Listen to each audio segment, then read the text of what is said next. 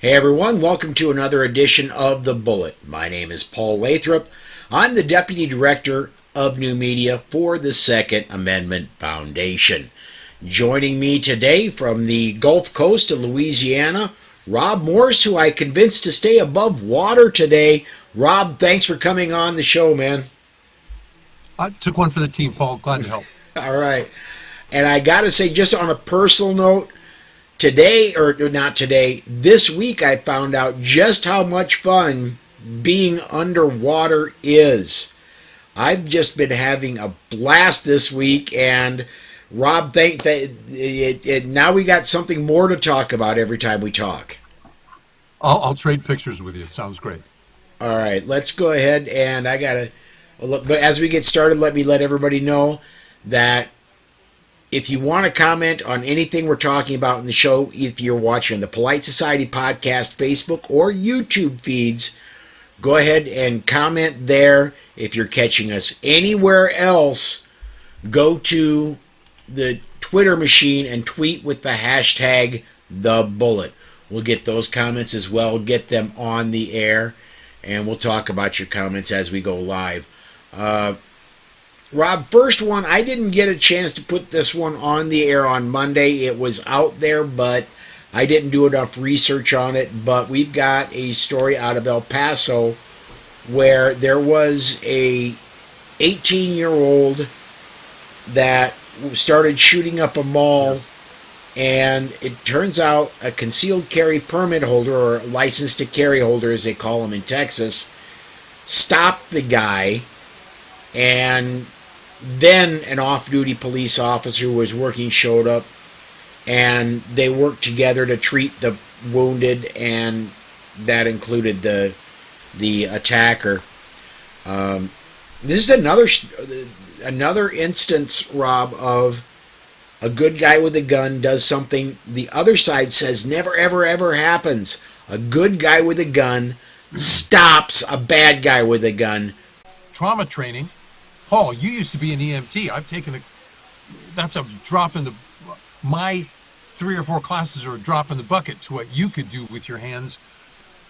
But when you run away, you're harder for first responders to find.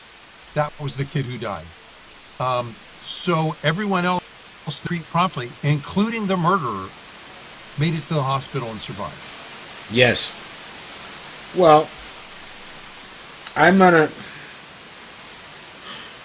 Look, Paul, do you have an open mic? I'm hearing a lot of background sound. One moment, I'm working on that.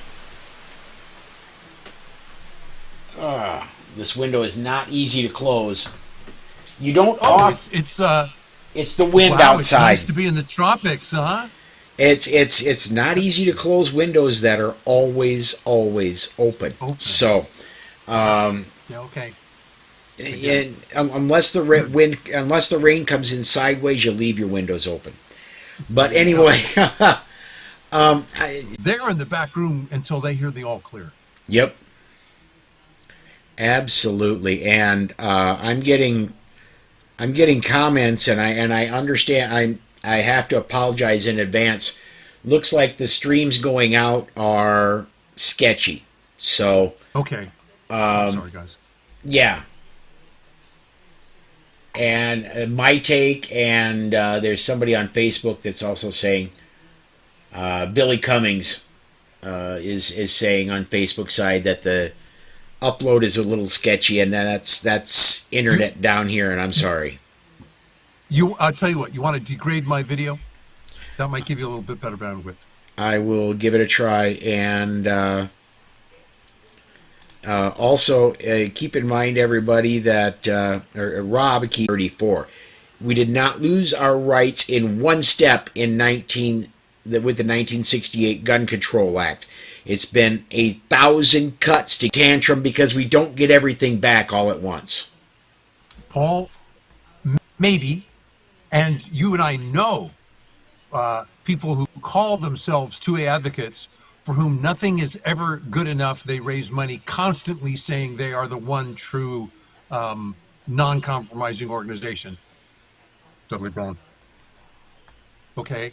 yeah, this isn't everything we want. I don't know if we should settle for it. When in secret expel or terminate staff or students they carry. And this bill would say, no, no, not so fast. Employment as a state agency. Officially licensed to carry a firearm shouldn't be prevented from doing so just because they're on the, uh, on the campus. This affects every truck driver who wants to do a. Think about that for a minute. Mm-hmm. It affects And everybody. right, I don't know their. I thank Bob and Kathy Jackson and Don Stelnecker for doing. We're not third world here, but you can smell it from here. You can see it Let's. from there. Yes, you can. Let's talk about New Mexico, bud. Okay, the House Judiciary Committee on Friday approved a bill, and it imposed a 14-day waiting period on all firearms purchases. The legislation won't enhance, that's their version of the word enhance, the existing FBI background check process in any way. It'll only delay our ability to exercise our right to buy a firearm. Criminals don't adhere to cooling off periods. They go down to the street corner. This restrictive measure heads to the full House for consideration. The obvious thing to do is, if you're in New Mexico, call your legislature and tell them to oppose it. It's HB 100. The Judiciary Committee also took public testimony on a substitute for a bill that would ban the manufacture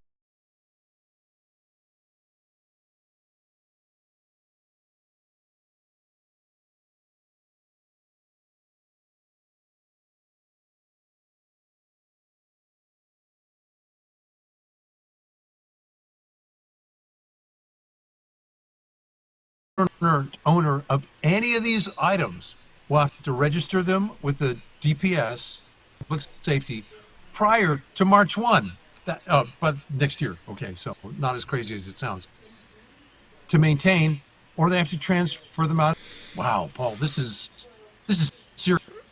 I want to break these up. The 14-day waiting period. Rob, you and I have reported on this before.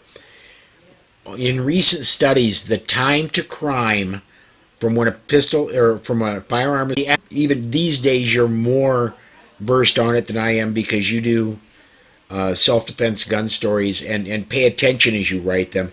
There are home invasions quite often have more than one invader. And under stress, first shots aren't always absolutely perfect. Matter of fact, they rarely are.